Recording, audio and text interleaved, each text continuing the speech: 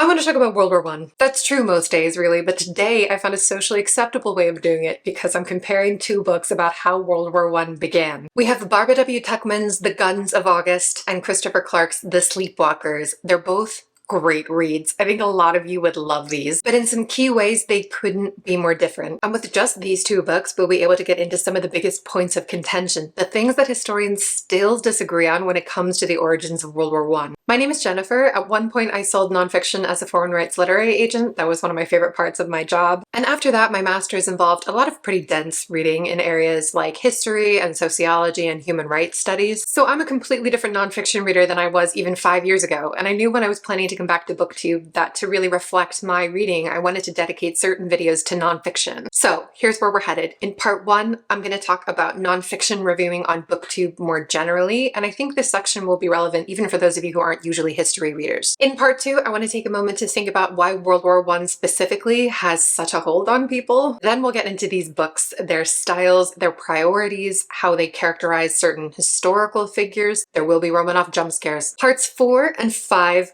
are the good stuff. I need to talk about how these books handle Serbia and Austria-Hungary. I need to register a complaint with the complaints department. But the big ticket item is the following section. It's how these books frame Germany. We have to talk about it. Then I'll touch briefly on how these authors use sources and how they view history as a concept fundamentally. And we'll end, as Milan Kundera would wish it, in part 7 with some crowdsourcing because I'm in the market for recommendations. Let's do this. Part 1, nonfiction reviewing on the BookTubes. So when I thought about my previous video reviews or responses, especially from the time when I used to do monthly wrap-ups, I realized that with a fiction title, I'd get into what did and didn't work, the style and voice, plot, pacing, interweaving of themes, intertextuality. I could isolate these different elements of the construction of each book. Then I'd hold up a nonfiction title and basically recite a string of facts I'd learned. And I want to be clear that that is a critical part of nonfiction reviewing, and it's a style I enjoy watching from other people. It's that excitement of this stuff is fascinating and I want to tell someone about it. I'm not trying to create a hierarchy of reviews on here. I think people should talk about books however they want without being too self-critical about it. And I think this instinct to not probe nonfiction usually comes from a place of humility. It's like, this is a book on astronomy and I'm not an astronomer, so how far can I really get in evaluating the author's thesis, you know? But still, I noticed this difference in my younger self, that I brought my sharpest self to my fiction reading, but often not to my nonfiction reading. It was like I was too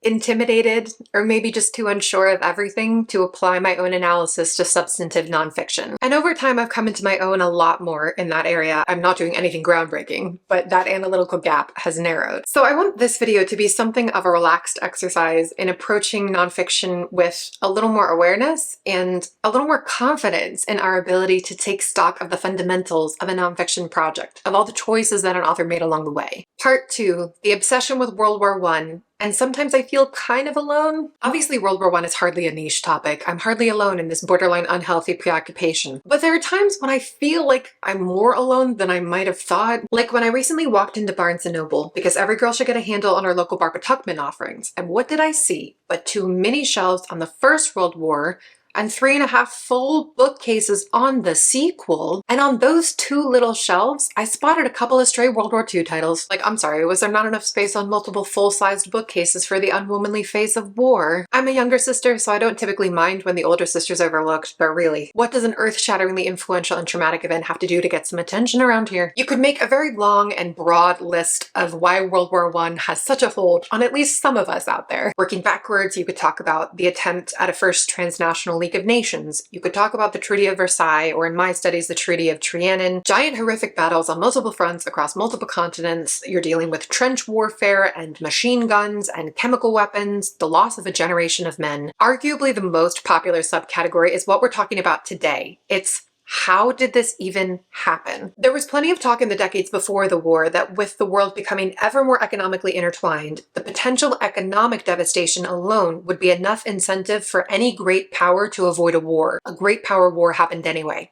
How? And the other biggest category is nostalgia. Nostalgia for a world that was lost, which is such a complicated topic. But that sense of a before and an after, what once was and what is left to us now, a loss of innocence en masse. All of that has few parallels on this scale. Personally, I care about all of those subcategories, but my interest is even more specific because I study East Central Europe, mostly from the periods of the Polish-Lithuanian Commonwealth, never forget, and the Austrian Empire up through the present day, where I mostly focus on the Czech Republic. So World War I is that critical juncture. It's the ultimate destruction of the Austro-Hungarian Empire, the creation of a country like Czechoslovakia. I won't get more into nationality studies shop talk here, but that's the biggest part of this for me. It's the inglorious death of Austria-Hungary and of what it was attempting as a state. You'll see why I'm mentioning this later. Part 3, the books and what they care about. Christopher Clark is an Australian historian who teaches at Cambridge, and he'd previously written on Prussia, so you know he's a real one. This book, The Sleepwalkers, How Europe Went to War in 1914, was published in 2012, and from that time on, it's become one of the first books that many people recommend about World War I, including people who have read this topic up, down, and all around town. There's a line from the opening of Toni Morrison's first novel, The Bluest Eye. It says, "There is really nothing more to say except why, but since why is difficult to handle, one must take refuge in how." Clark says something similar at the beginning of his book, which is focused exclusively on the lead up to World War I, and I mean exclusively, even more than you know at this point. How did World War I begin? What were all the different things that made it more possible and then more likely to happen? Clark is careful to note throughout that in his view this war wasn't inevitable, even up to the final days before combat. He says the why approach brings a certain analytical clarity, but it also has a distorting effect because it creates the illusion of a steadily building causal pressure. The factors pile up on top of each other, pushing down on the events. Political actors become mere executors of forces long established and beyond their control. The story this book tells is, by contrast, saturated with agency. Clark takes you from the 1880s up through 1914 to show you the range of political factors that contributed to the ultimate decisions to go to war. Some of them were long-standing factors. They were issues that did build over time, but a number of them were specific to the summer of 1914, things that happened to be true in that window of time, but that might never have mattered much if the other events of that summer hadn't come into play. Barbara W. Tuchman is a very different case. Clark was born in 1960, so that's only 2 years before The Guns of August was published.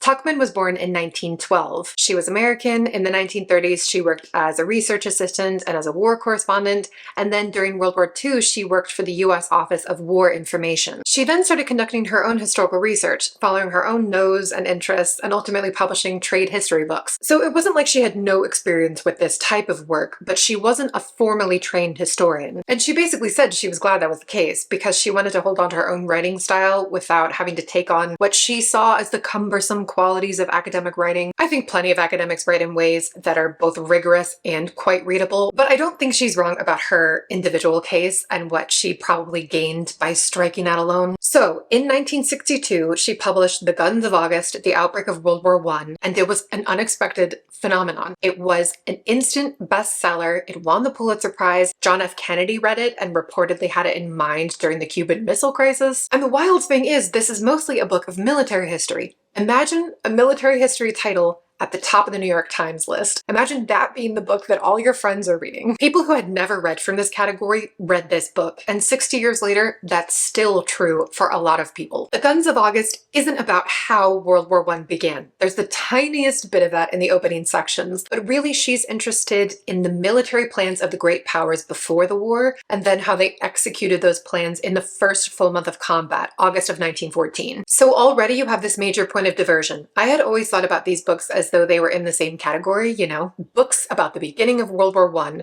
but Clark's story culminates in July of 1914 and Tuchman's begins there. As I go through certain details, I think the most important thing to keep in mind is this. When it comes to these authors' priorities, Clark's is to lay out the facts, and Tuchman's is to tell a good story. Both authors are doing both of those things with a lot of success, in my opinion. But what is the priority? Or in other words, what are they willing to sacrifice? Tuchman has a real novelistic sensibility to her work. She's interested in the inherent drama of certain historical moments, which is its own kind of insight because there's so much real factual drama to be found in August of 1914. And she wants you to feel that. She wants these events from, in her case, 50 years ago, and in ours, 110 years ago, to make you feel dread, feel suspense, even and especially if you know what's going to happen. There's a chapter that, I mean, it's not even a naval battle, it's a naval chase. The last thing I would normally choose to read, and it was thrilling.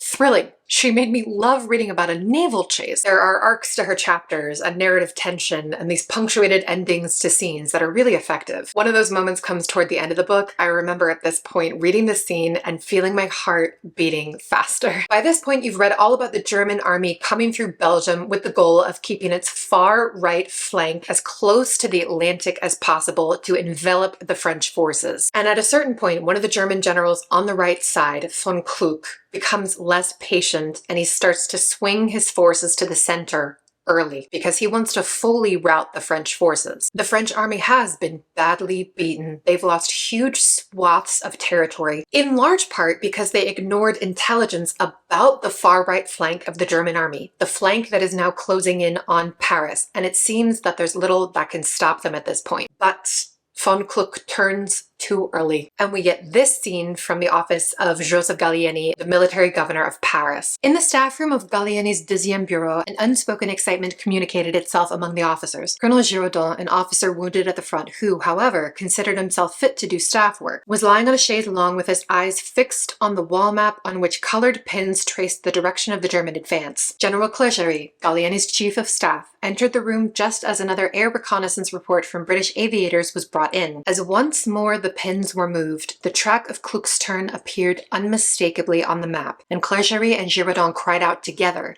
"They offer us their flank.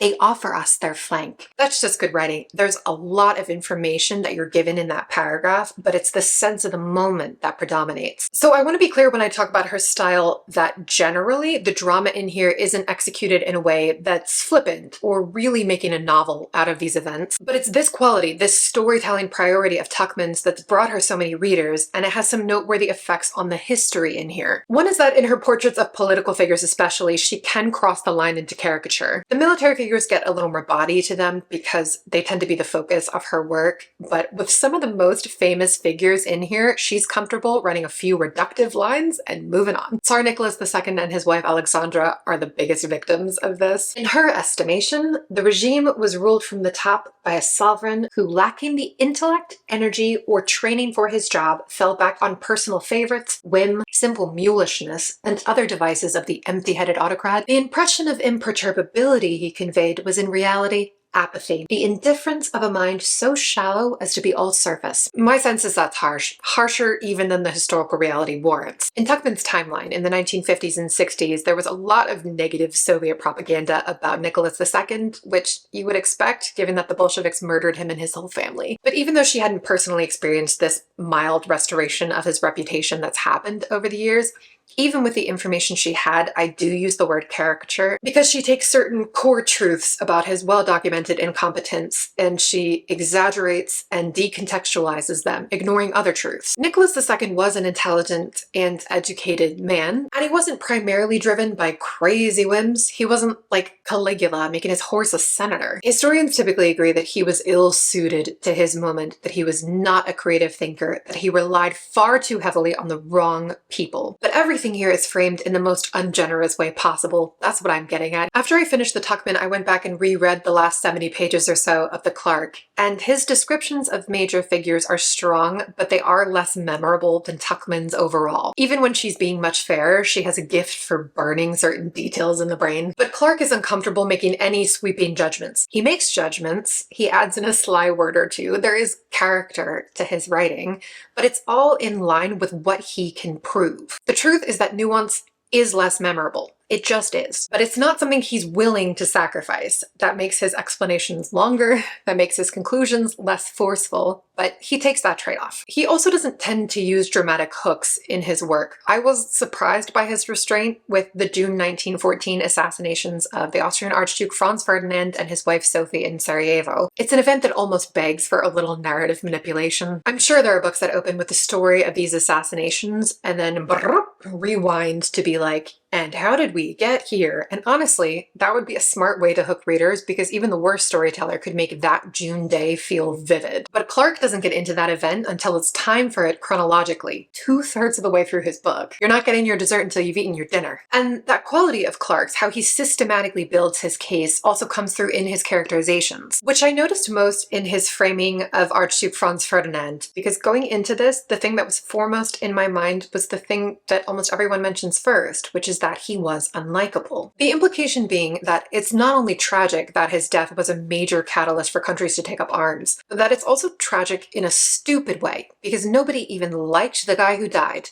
Who would fight for this man, of all people? But the way Clarke introduces the Archduke to you hundreds of pages before he describes his death is to illustrate his policy positions, how he was a dove among hawks. He took a far-reaching and pragmatic approach to the empire's many domestic issues, and he wanted to focus the state's resources on those. So his priority was to avoid warmongering of any kind. He wanted to avoid unnecessary foreign conflicts. And over the course of these pages on Franz Ferdinand, it struck me that I'd never known about his beliefs or his plans, which is to say, I'd never thought about what kind of a ruler he might have gone on to be and the qualities of that lost future. He was not a Nicholas II. He was informed, he was focused, and he wasn't afraid to make enemies of his advisors if he disagreed with them. 250 pages later, we do get the details of the day he was murdered, and that chapter is worth the wait. It's tense, it's moving, and I appreciated that it was only after that point that Clarke really focused on this question of his popularity and of the many different public responses to his assassination. What I'm trying to say is that Clarke's somewhat unique approach to this figure is what made me see what I hadn't been getting from the more typical and simplistic framing, the framing that technically people went to war over him, but you and I know he was a friendless loser. And that's a big reason we read history at all, is to see more of what there is to be seen, and in doing that,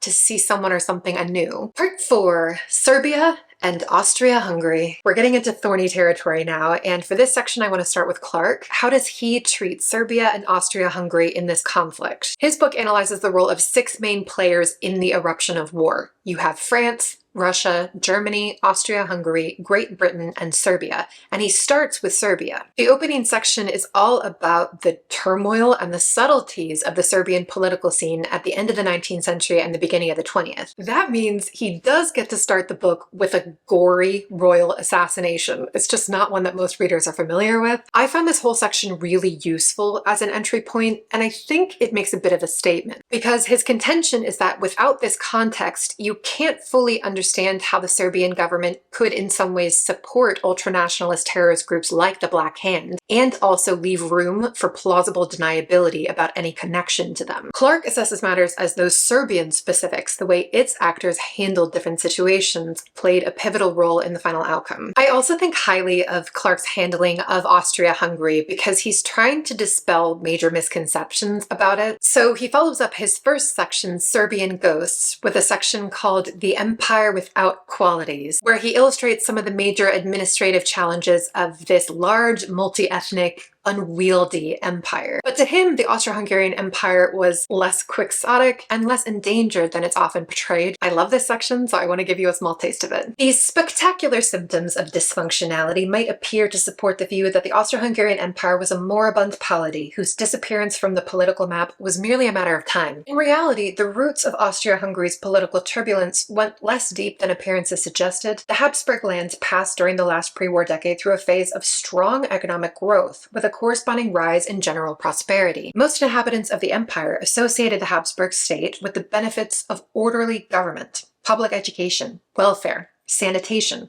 the rule of law, and the maintenance of a sophisticated infrastructure. This wasn't a creaky old empire on its last legs, but because the war did result in the dissolution of Austria-Hungary, it's often treated in retrospect like it was already headed for extinction. Even more importantly, that's how it was treated in its own time. Clarke's argument is that this idea that Austria-Hungary was the doddering old man of Europe was an argument deployed by hostile contemporaries to suggest that the empire's efforts to defend its integrity during the last years before the outbreak of war were in some sense illegitimate. This is key. Clarke returns to this point throughout the book, that Austria-Hungary at this point in time wasn't treated as an equal among states. And that mattered most when the Austrian heir was murdered, and France, Russia and Great Britain all treated it as though it was something that Austria should get over. I am simplifying, but not a lot. In their eyes, Austria-Hungary wasn't an equal player, and so didn't have an equal right to defend its interests, which meant that any demands it made of Serbia were seen by default as though they were unreasonable. So, how does Tuchman analyze Serbia and Austria-Hungary in her narrative about the outbreak of the Great War? She doesn't. Serbia isn't even a thought, and in her brief asides about Austria-Hungary, she follows the stereotype that it was a crumbling wreck of a state anyway. And God, this part was the kicker for me. The Sarajevo assassinations get 3 sentences. I'm not kidding. I wrote in the margins, Barb, what? Here it is. Here's Austria-Hungary's big moment in the Guns of August. Some damned foolish thing in the Balkans, Bismarck had predicted, would ignite the next war. The assassination of the Austrian heir apparent, Archduke Franz Ferdinand, by Serbian nationalists on June 28, 1914, satisfied his condition. Austria-Hungary, with the bellicose frivolity of senile empires, determined to use the occasion to absorb Serbia as she had absorbed Bosnia and Herzegovina in 1909. That's not even reductive. At that point, it's just misinformation. That is poor analysis from someone who's this thorough with her research overall. And I think it's not a question of misreading the sources here. I think it's a symptom of the fact that she actually doesn't care. There are only 4.5 players in her book. We have Germany, France, Russia, Britain, and then some cameos from Belgium. In my opinion, more specifically, she wants to tell the stories of the French army and the German army, and she needs to bring in Russia, Britain, and Belgium in order to do that. That's obviously her choice to make, and I don't think every account needs to focus on every player. This book does feel to me like it has a good length and heft to it. It's 480 pages, and it has this sweeping feeling while also being pretty focused. Tuchman wrote history for herself and with other trade readers in mind, so she's in the business of making big stories manageable. But the possible reason behind the choice to cut Austria-Hungary out is what bothers me. This is what she says about it in the introduction. The inexhaustible problem of the Balkans divides itself naturally from the rest of the war. Moreover, operations on the Austrian front during the first 31 days were purely preliminary and did not reach a climax with effect on the war as a whole between September 8th and 17th, outside my chronological limits. I'm calling bullshit. On the Western front, she takes us up through the events of September 5th. Now, in her chapter on the Eastern Front, on the first major battle between Germany and Russia, she acknowledges in a series of engagements fought from August 26th to September 10th, the Russians inflicted 250,000 casualties, took 100,000 prisoners, and accomplished a mutilation of the Austro-Hungarian army from which it was never to recover. So we can go up to September 5th, but not September 10th? Those 5 days would compromise the vision. And doesn't this sound like the kind of momentous battle you would love for Tuchman to write about? I wish we had her take on the Battle of Galicia. So no, I don't think it's primarily the first month aspect of this that drove her decision. I think the biggest reason comes in the foreword of another World War I book of hers. It's called The Proud Tower, A Portrait of the World Before the War, 1890 to 1914. She says, I think I owe the reader a word about my process of selection. In the first place, I confined myself to the Anglo-American and West European world from which our experience and culture most directly derive, leaving aside the East European, which, however important, is a separate tradition. I'm going to go out on a limb here and say she doesn't think it's that important. Tuchman would have been writing this book about a decade into the Cold War, and I think that influenced her understanding of this clean binary between Eastern and Western Europe. To be fair, these kinds of ideas long predated her time. There's a big book in the field of Eastern European studies by a scholar named Larry Wolff.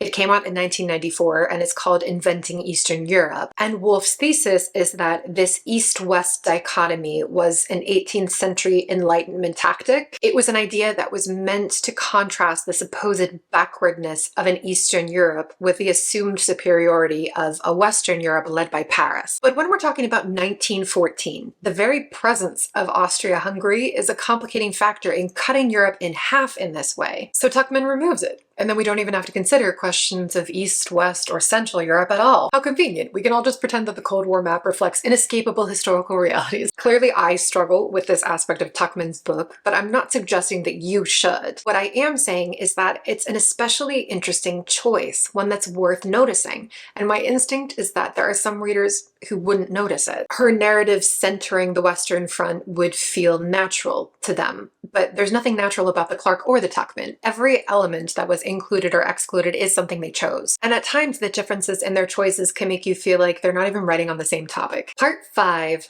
Germany. Here we go. This section is on one of the main questions that still draws readers to World War I. What role did Germany play in the outbreak of the Great War? You'll be amazed to hear that these authors disagree, and I'll bet you can't guess whose perspective I gravitate toward.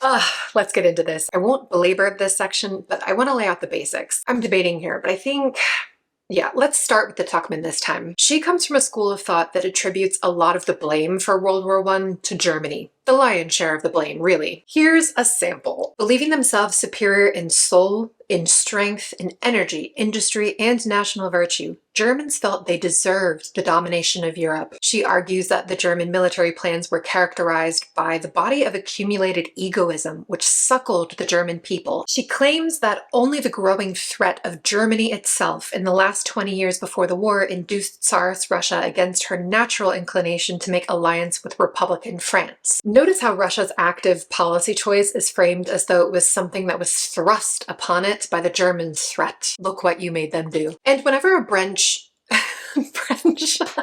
I meant to say British and French. Whenever a British, French, or Russian figure criticizes Germany, she tends to report it as a statement of fact without really questioning any actor's motives at the time. So Tuchman's portrait consistently frames Germany as warmongering, scheming, as the aggressor. Now, her portrait of the other main country in question, France, isn't too flattering either. And forget about Russia. There aren't too many compliments to go around, which, yes, poor decisions were made by all. But there's a noticeable difference in the degree to which she's critical of both German policy and German psychology. A moment of added context here, this is an era when it became a lot more fashionable to blame Germany for World War I. In 1961, so 1 year before the publication of The Guns of August, there was a book called Germany's Aims in the First World War that was published by a German historian named Fritz Fischer. And his views became known as the Fischer thesis. It was this idea that Germany was the main aggressor in 1914 because it thought a European war was necessary to achieve a broader kind of world domination. From this perspective, the assassination of an Austrian heir was just an excuse to do exactly what they wanted to do anyway. Tuchman would have completed her research and the majority of her writing before the Fischer thesis rocked the academic world, but that gives you a feel for this time, and my sense is that she was doing something that was even more common then, but is still common now, which is to view World War I Germany through the lens of World War II. She had lived through World War II, she'd reported on it, and I think as a consequence there's not a lot of curiosity or skepticism from her when she encounters a piece of evidence that suggests that Germany was at fault or that there was this fatal flaw at the core of the German psyche. There are debates to be had about this. There are well-regarded historians out there who still would argue for Germany's larger share of the blame in the outbreak of the Great War. But Christopher Clark isn't among them, and that's one of the more famous aspects of the Sleepwalkers as a project, is that in his account, the responsibility is much more evenly distributed. And taking this even further, Clark makes a strong case that late 19th and early 20th century Germany is often taken out of context to make it seem beyond the pale in a way it wasn't when you consider the era as a whole. Like he does for Serbia and Austria-Hungary, he fills you in on Germany's whole diplomatic situation in this period. His account is something like this. The German Empire was only formed in 1870, so it was the newest of the great powers and had missed out on the majority of the spoils of European colonialism around the globe. This colored its early relations with states like Britain, the Netherlands, Belgium, France, and Russia because they saw it as a new and unwelcome rival for peripheral territory disputes. Germany wanted a piece of the very last sliver of that pie. So it's interesting, in this time frame geopolitically, there were strong incentives for these other countries to act like any play for foreign influence that Germany made, even if that other country was okay with it in the case of the Ottoman Empire, that it was a wild, belligerent, unprovoked act. It was in their interest to act like Germany was unreasonable in pursuing interests of its own.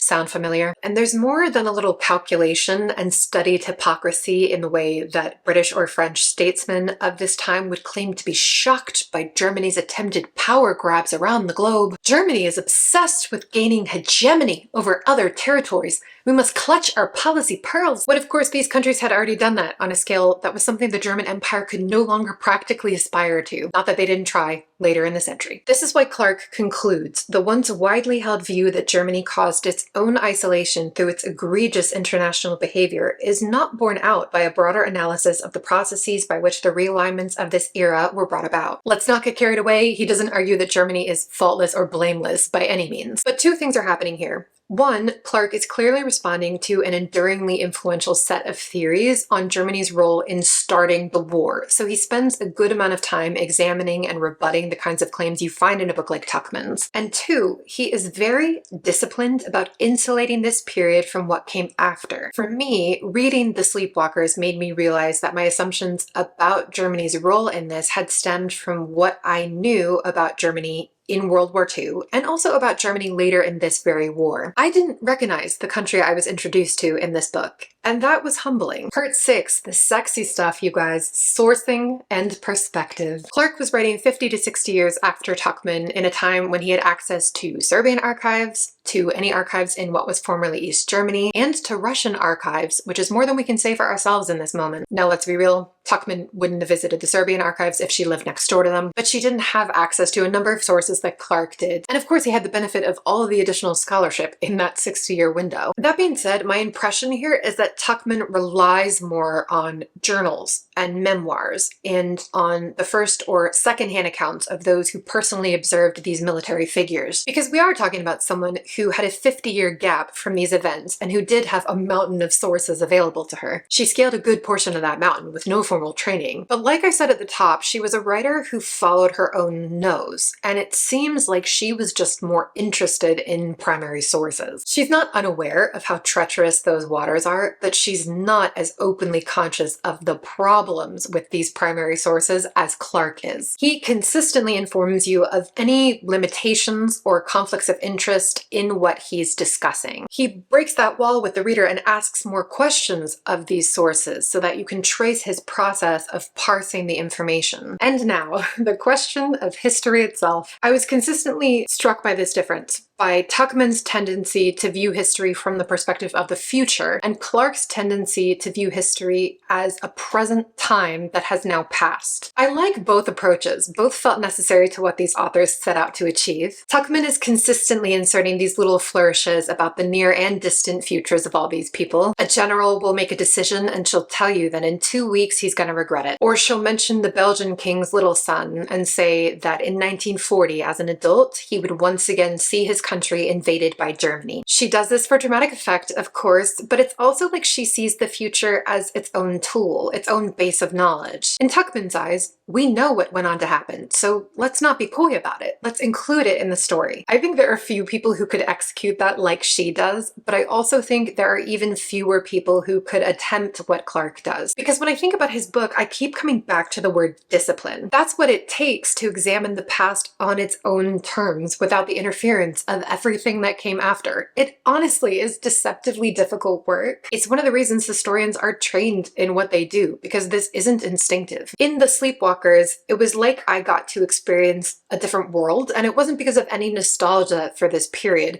It was because everything felt so alive and contingent. It's funny, The Guns of August is much more gripping, but in a way, The Sleepwalkers is more intense, or I don't know, more stressful to read as you move along with it, because you don't have the comfort or the cop-out of feeling like anything was fated to happen. Part 7, let's wrap it up. We could end up going a long time on my channel without me recommending a book as strongly as I recommend both of these. Like many before me, I would say that The Guns of August is military history for people who don't think they like military history, and The Sleepwalkers is a very readable and expansive and satisfying exercise in historical analysis. And these questions on the origins of the Great War never get old. As Clarke says, there is virtually no viewpoint on its origins that cannot be supported from a selection of the available sources. For the Clarke, if you have visual problems of any kind, consider getting this in ebook or audiobook form, because as you could probably see in the overhead footage, this is some small font. It's really a 750-page book masquerading as a 550-page book. It's a commitment. Tuchman's isn't short either, but it's on the shorter side for this subject matter, and you can fly through it a lot more. Oh, I feel like I've barely scratched the surface here, but at this point you probably probably know which one you'd prefer to start with if you haven't read them yet. But whether you read one, both, or neither of these, you can replicate this in your own way. I really recommend picking a nonfiction topic that you know you like, that speaks to you,